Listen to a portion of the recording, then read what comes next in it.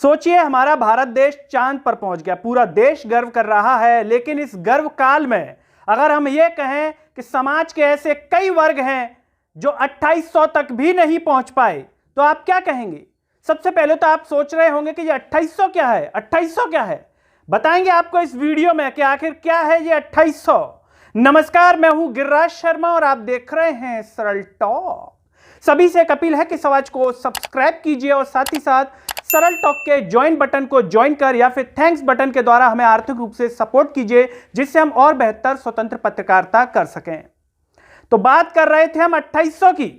2800 क्या है? यह है ग्रेड पे मध्य प्रदेश में पटवारियों का।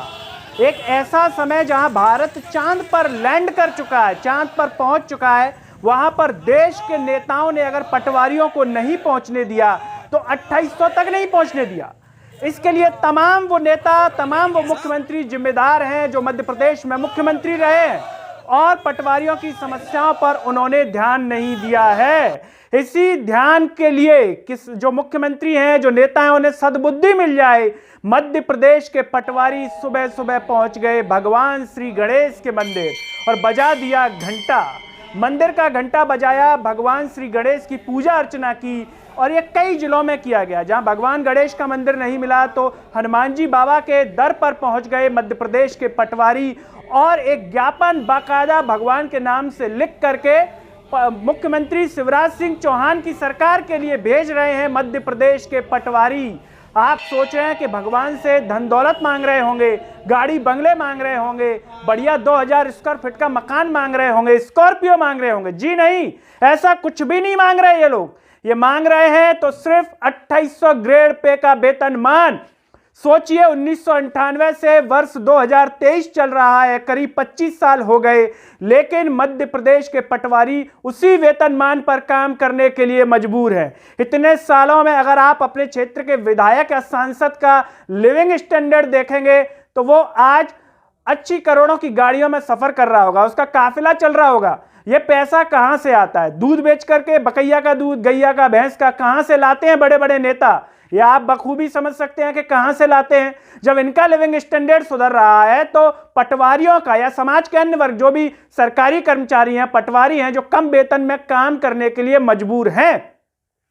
इसी तारतम्य में मध्य प्रदेश के तमाम जिलों में ज्ञापन कार्यक्रम दिया गया। भगवान के दर पर पहुंचकर मुख्यमंत्री शिवराज सिंह चौहान की सद्बुद्धि के लिए प्रार्थना की गई। कई मंदिरों में पटवारी पहुंचे, मंदिर का घंटा बजाया, बाकायदा भजन भी किया, कीर्तन भी किया, ढोलक भी बजाई। वहीं भिंड की बात कर ली जाए, वहां पर पटवारी एकता जिंदाबाद के नारे लगाए गए और कहा गया, आवाज दो, हम एक हैं।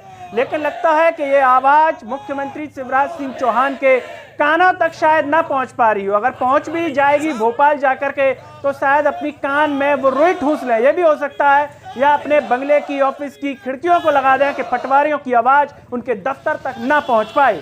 लेकिन मध्य प्रदेश की जनता की आवाज इतनी बुलंद है कि वो बड़ी बड़ी इमारतों को चीरती हुई निकल जाएगी और शायद मध्य प्रदेश में सिंहासन भी डुला दे, किसी और को दे दे मध्य प्रदेश की बागडोर। क्योंकि जो मुख्यमंत्री मध्य प्रदेश में पटवारियों की स्थिति नहीं समझ पा रहा है, वो भी उस वक्त जब मध्य प्रदेश के मुख्यमंत्री शिवराज सिंह चौहान स्वयं कह करके गए थे कि पटवारी सीधा जनता से जुड़ा होता है, उसे जो है बढ़िया काम करना चाहिए और साथ ही साथ उनकी मांगों पर विचार करने के लिए कहा था। गंभीरता पूर्वक हूं मैं। जब गंभीरता पूर्वक कहा मुख्यमंत्री शिवराज सिंह चौहान ने, तो ऐसी गंभीरता पूर्वक का मतलब यह होता है कि इतने सालों तक इनकी मांगों पर कोई विचार ही ना किया जाए।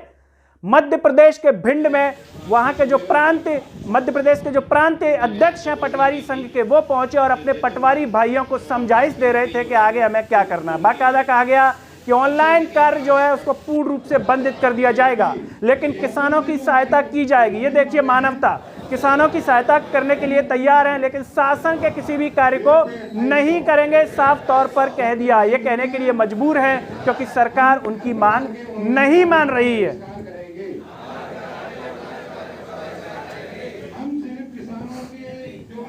उसमें सहयोग करेंगे, उनके संग खड़े रहे हैं। शासन के कोई भी ऑनलाइन काम, चाहे राजस्व विभाग का कोई भी काम हो या किसी विभाग का कोई काम हो, हम बिल्कुल नहीं करेंगे। इसके साथ ही इनकी पदोन्नति नहीं की जा रही है। तमाम लोगों की पदोन्नति की जा चुकी है, अगर नहीं हो रही है तो पटवारियों की। इनसे काम तो पदोन्नति वाला लिया जा रहा है, जो इनका अपर पद है राजस्व निरीक्षक का, वो काम इनको कई बार दे दिए गए हैं, लेकिन वो वेतनमान नहीं दे रहे और क्या नहीं दे रहे, उन्हें वो तनख्वाह नहीं दे रहे जिससे इनका भरण पोषण हो सके। सोचिए, तो वही वाली बात हो गई कि आपसे कह दें कि आपको मुख्यमंत्री का पद दिया जाएगा, आपसे काम करवा लिया जाए, लेकिन आपको वो सुविधाएं ना दी जाएं, तो ऐसा क्या मतलब का मुख्यमंत्री। ठीक उसी तरीके से जैसे किसी चैनल में किसी पत्रकार को कह दिया जाए कि आपको संपादक का पद दे रहे हैं, लेकिन तनख्वाह उसे 5,000 रुपए दें, तो ऐसा संपादक किस मतलब का। इससे अच्छा तो वो रिपोर्टर का भी पद छोड़ दे, वो अच्छा होगा, क्योंकि ऐसी आर्थिक स्थिति में व्यक्ति कैसे जीवन जिएगा।